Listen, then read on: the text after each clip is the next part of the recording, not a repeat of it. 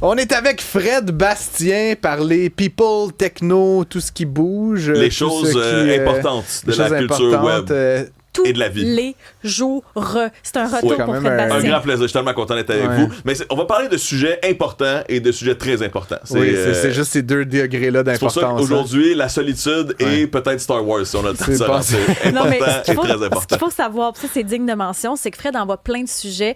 Francis ne regarde plus rien d'autre que Star Wars. Il a été occupé là-dessus pendant plusieurs minutes. J'ai failli acheter le jeu. Là, c'est un gros tease, juste dans quelques jours. Mais c'est en deuxième sujet. Si on a le temps. Sinon, non, mais je voulais qu'on commence. Non, mais attends, excuse-moi. On va inverser tes sujets. Parlons de ce jeu de Star Wars qui occupe tous les esprits des fans de la marque. Des animateurs masculins de l'émission.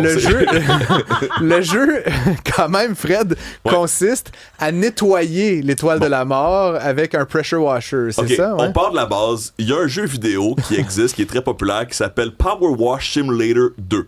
Ça implique qu'il y a eu un 1 avant, juste qu'on soit très sérieux. Puis Power Wash, on s'entend. Explique-nous, pour ceux qui sont pas geeks comme Francis, c'est quoi le jeu? Bon, on part à la base. Avant qu'on parle de Star Wars, le jeu qui existait avant, dont c'est la 2e édition, le but du jeu, c'est de prendre un nettoyant à pression. Là, donc, un power washer, comme on dit en bon français. Là, donc, l'outil dans lequel tu branches de l'eau puis qui sort à très haute pression pour nettoyer ton entrée, par exemple. L'effet sonore...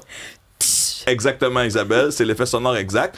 Le jeu vidéo consiste à nettoyer des surfaces avec un power washer. C'est le jeu préféré d'Isabelle Maréchal, tu savais? Est-ce qu'elle joue vraiment Elle joue à des jeux comme ça de nettoyage et de ranger. Parce que justement, dans le fond, on va prendre un pas d'analyse.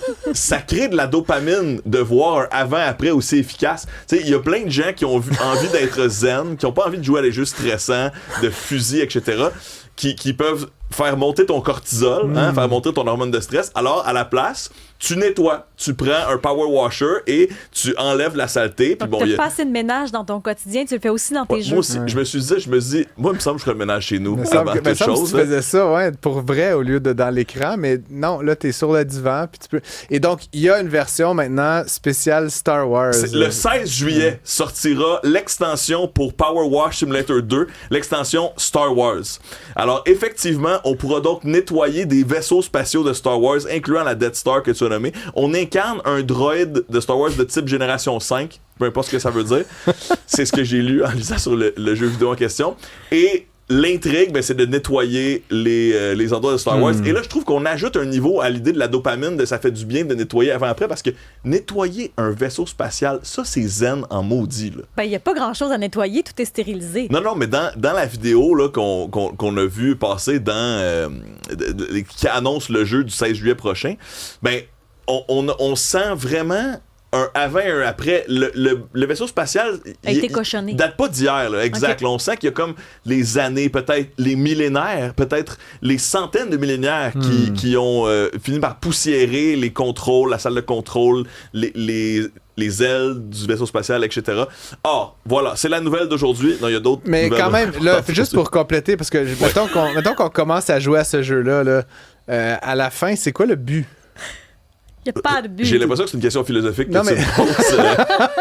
C'est quoi le but de nettoyer, les amis? À quoi ça sert, vraiment? C'est vraiment juste, les tableaux, c'est nettoyer. As-tu assez bien nettoyé? Oui, tu peux passer au suivant. Tu gagnes des $, puis t'achètes une machine de pression. On arrive à la limite de ma recherche sur ce jeu vidéo, Francis. Il faudrait que je creuse davantage. Est-ce qu'il y a une économie dans Star Wars?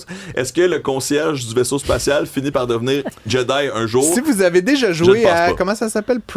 Pressure Washer Simulator 2.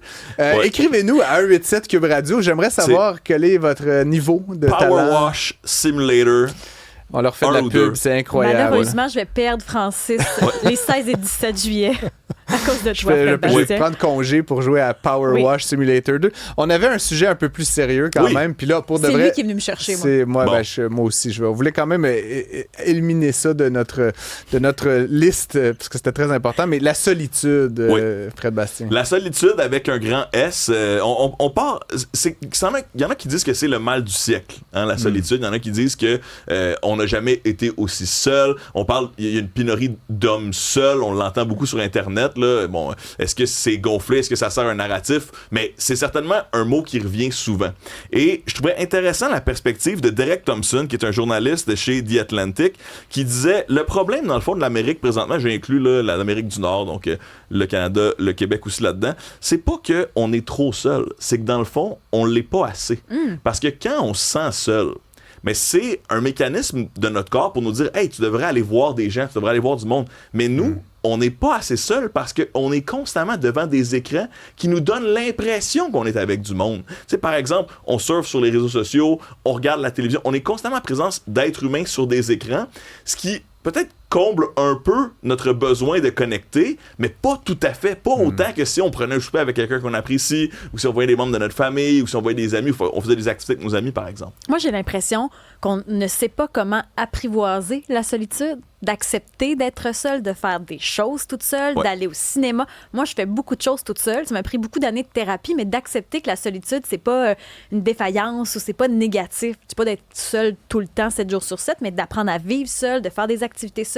J'ai l'impression que ça, on le fait pas tant parce que ça nous fait peur. Ouais, puis c'est sûr que il y a aussi une liberté dans le fait d'être seul, mais il faut se la donner, cette liberté-là. Tu as mentionné aller au cinéma seul. Moi, je suis un grand fan de ça. Je sais que notre collègue Marc Boilard aussi est un grand fan d'aller au cinéma seul.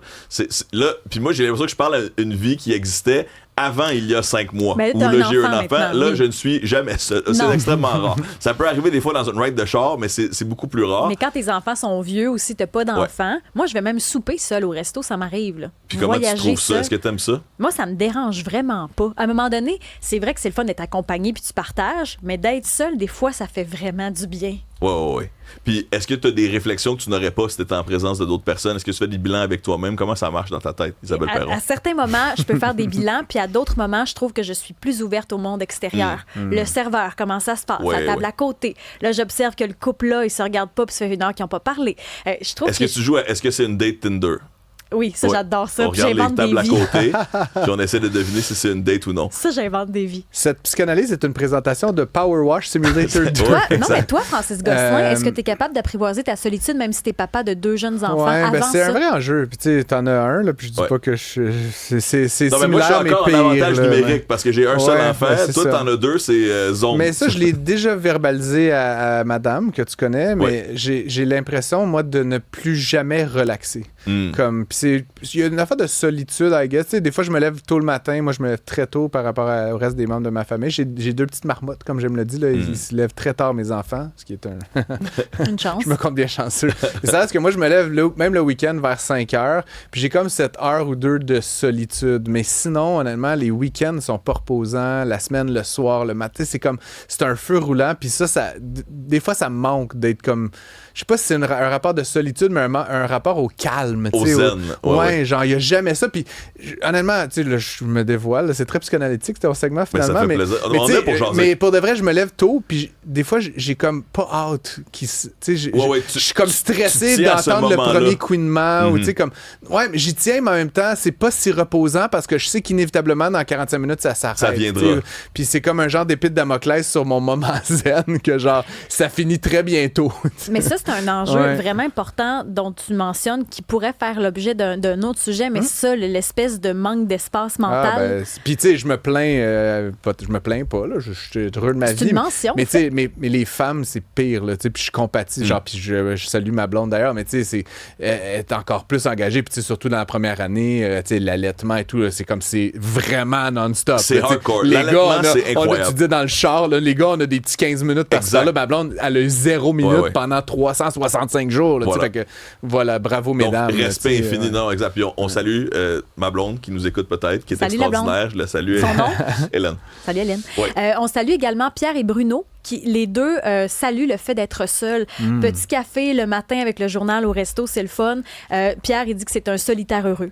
Donc, lui, il voit pas ça négativement. Exact. On peut vraiment apprécier ça. Puis aussi, la solitude, ça peut être autant pour des grands moments que des courts moments. On peut être seul pendant 1 année, pendant une dizaine d'années. On peut aussi être seul juste 12 secondes avant de sortir de l'auto. Tu sais, juste ce T'as moment-là, raison. quand je me stationne, puis je suis comme, hey, j'ai un petit silence de quelques secondes. Après ça, la parade repart, puis on est juste meilleur dans le fond pour affronter la dite parade. Il y a un chiffre dans Derek Thompson, là, ce que tu nous as envoyé, qui moi m'a frappé, c'est le nombre de gens qui disent avoir 6 amis et plus. Est en chute de 60% aux États-Unis depuis 20 ans. C'est-à-dire que les gens ont comme, grosso modo, plus d'amis. Mais moins d'amis. Ouais, Ça moins fait de 6 amis. bons amis. Pas Mais, normal en vieillissant, ça. ben, il y a de quoi de normal, mais il y a aussi de quoi qu'avant, avant le temps des écrans qui étaient toujours dans nos poches, là, bon, il y avait la télévision, la radio, etc., mais t'allais jouer au bowling avec tes amis, il y avait le club social, il y avait le club social des villes, il y avait des clubs optimistes, il y avait les chevaliers de whatever. Les chevaliers de colon. Ouais, exact. Ben, oui. Et les autres, là, tu sais, il y a Le cercle des fermières. cercle des fermières, exact. Il y avait des activités communes, les gens jouaient aux cartes, tu sais. Alors là, je veux pas qu'on soit là, Nostalgique. les trois tu sais, amateurs du rétro, là. Ouais, non. Mais effectivement, je pense que c'est ça. T'as pas le choix d'avoir plus que 6 amis quand t'as une équipe de basket que tu vois à chaque semaine. Puis ensuite, ça pose la question de c'est quoi un ami, là. Et paradoxalement, j'allais dire, on a aussi 1000 amis sur Facebook. Tu sais, Exact. Puis ce qui ramène la fameuse théorie de on se sent juste assez connecté, on se sent juste assez pas seul pour ne pas aller voir quelqu'un dans la vraie vie. On Ça, a c'est un l'impression que problème. notre relation d'amitié est parasociale plutôt que d'être réellement sociale. Des gens que j'ai pas vus depuis 10 ans, t'es vois en vrai, pis t'es comme, oh mon Dieu, ça fait donc bien du bien, tu sais. Puis on n'est pas les seuls qui sont intéressés à la solitude parce qu'on a une collègue, Valérie Chevalier, qui a sorti un podcast récemment qui pose justement cette question de la solitude. Ça s'appelle T'es comment quand t'es seul? Et on a un extrait du teaser qui est sorti sur les réseaux sociaux aujourd'hui. On écoute ça. Une solitude qui nous fait du bien qu'une solitude qui nous pèse. Puis je trouve ça étrange que dans une langue aussi riche que la nôtre, il existe un seul terme pour ça. Quand je parle de solitude, pour beaucoup de gens, ça évoque quelque chose de négatif. Alors que pour moi, c'est le contraire. J'adore être seule. J'ai reçu 8 personnalités publiques chez Valérie Chevalier, d'ailleurs, on va la recevoir demain matin dans l'émission d'Alexandre Dubé. C'est comme si on est interconnectés, Fred Bastien. Oui, ben, quand il y a un buzz, hein, je savais qu'Isabelle l'avait sûrement vu sur ses antennes aussi. Ça s'appelle T'es qui quand t'es seul? Et ça va être disponible sur les réseaux sociaux très bientôt. Maître du buzz, Fred Bastien, merci. Maître du buzz, un grand plaisir. Hey, demain, on parle des rumeurs que le Canada voudrait interdire les réseaux sociaux aux moins de 16 ans. Yes. Le Global Mail dit que c'est en train de se passer à Ottawa présentement. do it. Donc, on pourra avoir cette discussion demain. Ça va être un buzz qu'on va créer à Cube. Fred Bastien, un plaisir de t'avoir tous les Un jours grand à l'émission. bonheur. Merci à vous. Autre buzz, est-ce que les enfants font trop de bruit dans les restos? Est-ce qu'on est devenu intolérant? Ou c'est les parents qui éduquent mal leurs enfants maintenant? 187 Cube Radio, 1-877-827-2346. Je te vois bouger, Fred Bastien, ton opinion? Ça dépend des enfants. Moi, la mienne est parfaite. Ah ben oui, mais tout petit encore, là. Oh, ça, c'est ton imitation d'enfant. Mais c'est vrai que ça ressemble un peu à ça quand on me parle le matin. Vas-y donc. 5 mois.